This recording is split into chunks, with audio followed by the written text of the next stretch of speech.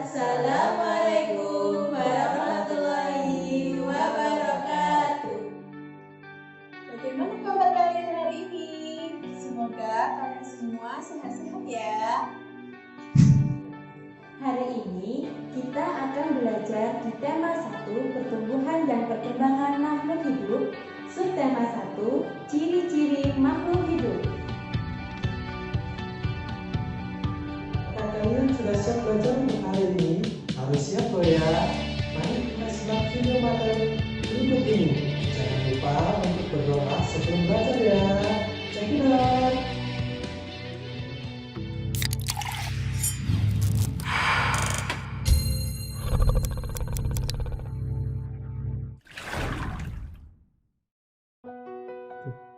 Nah, kita sekarang akan belajar di materi yang pertama, ciri-ciri makhluk hidup. Ada yang tahu apa sih makhluk hidup itu? Makhluk hidup merupakan makhluk yang memiliki ciri-ciri kehidupan yang berevolusi atau mengalami perkembangan bentuk hidup. Makhluk hidup terdiri atas manusia, hewan, dan tumbuhan. Adapun ciri-ciri makhluk hidup antara lain, yang pertama, makhluk hidup memerlukan makanan dan air. Makanan dan air sebagai sumber energi bagi makhluk hidup. Jika makhluk hidup tidak mendapatkan sumber energi, makhluk hidup akan mati. Yang kedua, makhluk hidup bergerak. Bergerak merupakan kegiatan berpindah tempat. Setiap makhluk hidup mempunyai cara bergerak yang berbeda-beda. Contohnya, manusia bergerak, berjalan, atau berlari menggunakan kaki. Hewan ikan bergerak menggunakan sirip, dan burung bergerak menggunakan sayap. Yang ketiga, makhluk hidup bernafas. Bernafas adalah kegiatan menghirup atau menghembuskan udara. Alat pernafasan makhluk hidup berbeda-beda. Contohnya, manusia bernafas dengan paru-paru. Hewan ikan bernafas dengan insang. Serangga bernafas dengan trakea dan tumbuhan bernafas dengan stomata. Namun, ada juga hewan yang bernafas dengan paru-paru. Contohnya, ikan hiu, ikan lumba-lumba, dan orangutan. Yang keempat, makhluk hidup mengalami pertumbuhan. Pertumbuhan merupakan proses bertambahnya ukuran tubuh. Contoh, manusia ketika bayi masih kecil kemudian berangsur-angsur menjadi besar. Begitupun dengan hewan dan tumbuhan. Yang kelima, makhluk hidup berkembang biak. Berkembang biak adalah proses makhluk hidup dalam memperbarui keturunannya untuk mempertahankan atau memelihara spesiesnya. Artinya, makhluk hidup dapat menghasilkan keturunan. Makhluk hidup memiliki cara berkembang biak yang berbeda-beda. Ada yang melahirkan dan ada yang bertelur. Makhluk hidup yang melahirkan hewan, manusia.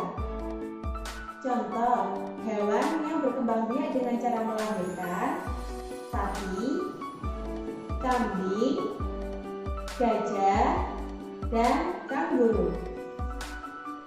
Dan contoh hewan yang berkembang biak dengan cara bertelur, ikan, burung, ular, dan lain-lain.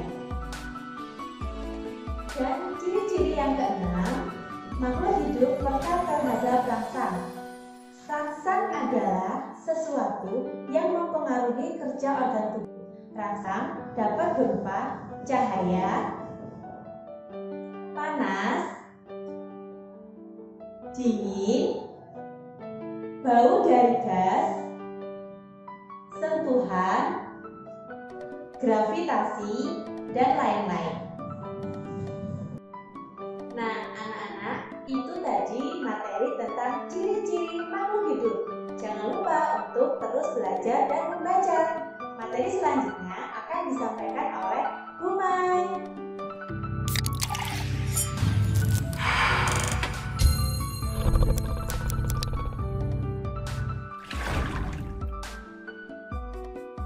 Hai semuanya, sekarang kalian belajar dengan Bu Mai. Tadi kalian sudah belajar dengan Bu Nelly tentang ciri-ciri makhluk hidup seperti bergerak dan bernafas. Nah, dari ciri-ciri tadi, kita harus mensyukuri nikmat Tuhan Yang Maha Esa karena kita sudah diberikan anggota tubuh yang lengkap, kita bisa berjalan dan bergerak. Mensyukuri nikmat Tuhan Yang Maha Esa merupakan contoh sila pertama, Pancasila, yang berbunyi Ketuhanan Yang Maha Esa. Dalam sila pertama Pancasila berlambang bintang emas. Apa sajakah contoh sila pertama Pancasila dalam kehidupan sehari-hari kita? Yang pertama adalah beribadah. Yang kedua, hidup rukun antar agama. Yang ketiga, berpamitan kepada orang tua. Dan yang keempat, tidak membeda-bedakan agama setiap manusia. Itulah materi yang Bu Mai jelaskan hari ini. Materi selanjutnya akan dijelaskan oleh Pak Andika.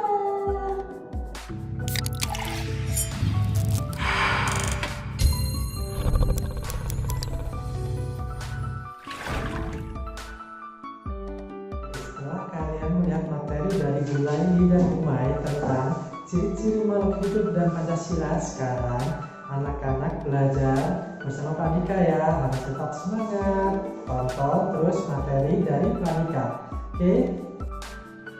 Bilangan cacat adalah bilangan yang dimulai dari angka 0, 1, 2, 3, dan seterusnya. Nah, setelah itu kita akan mempelajari tentang bilangan ribuan. Bilangan ribuan adalah bilangan yang terdiri atau tersusun dari 4 angka. Dengan contoh ini. Nah, untuk membaca angka yang saya tuliskan ini yaitu 1251. Untuk 1251 penjumlahan dari 1250 dan 1. Oke, sekarang kita akan menentukan nilai tempat pada bilangan di bawah ini. Pada bilangan 3 menentukan nilai tempat ribuan, dibaca 3000. Pada bilangan 5 menentukan nilai tempat ratusan, dibaca 500. Dan untuk bilangan 4 menentukan nilai tempat puluhan, dibaca 40. Dan untuk bilangan nomor 1 menentukan nilai tempat satuan, dibaca 1. Jadi kalau kita baca menjadi 3541. Nah, setelah belajar dengan Pak Andika ingin mengajak Bu Mai dan Bu Laili untuk bersama Pak Andika di sini untuk memberikan materi tentang pola irama. Tunggu ya.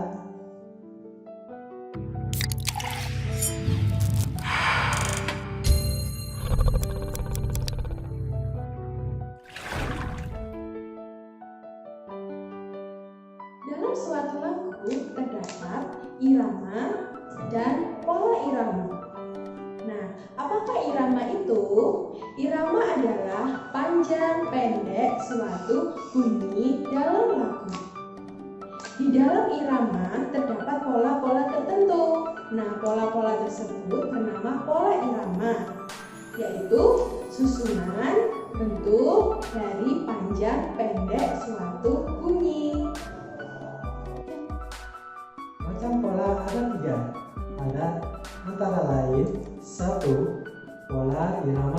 sama, yaitu bentuk pola irama yang panjang pendeknya sama. 2.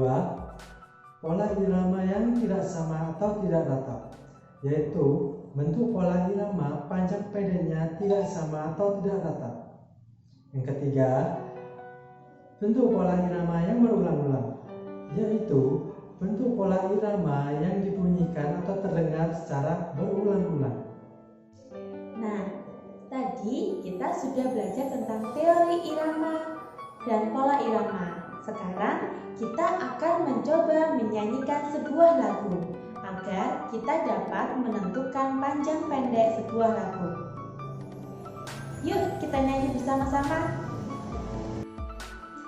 Cicak-cicak di dinding, diam-diam merayap, datang seekor nyamuk, hap, lalu ditangkap. Nah, itu lagu Cicak-cicak di dinding. Bagaimana caranya supaya kita bisa tahu yang mana bagian panjang dan yang mana bagian pendek? Dengarkan lagu berikut ini ya.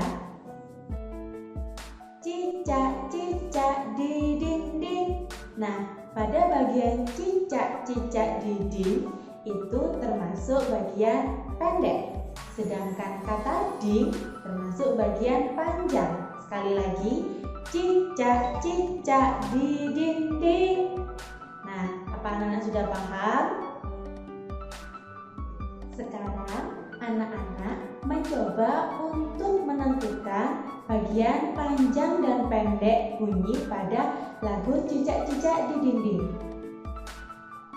Buat anak-anak hebat, kalian semua sudah bisa cara menentukan panjang pendek bunyi.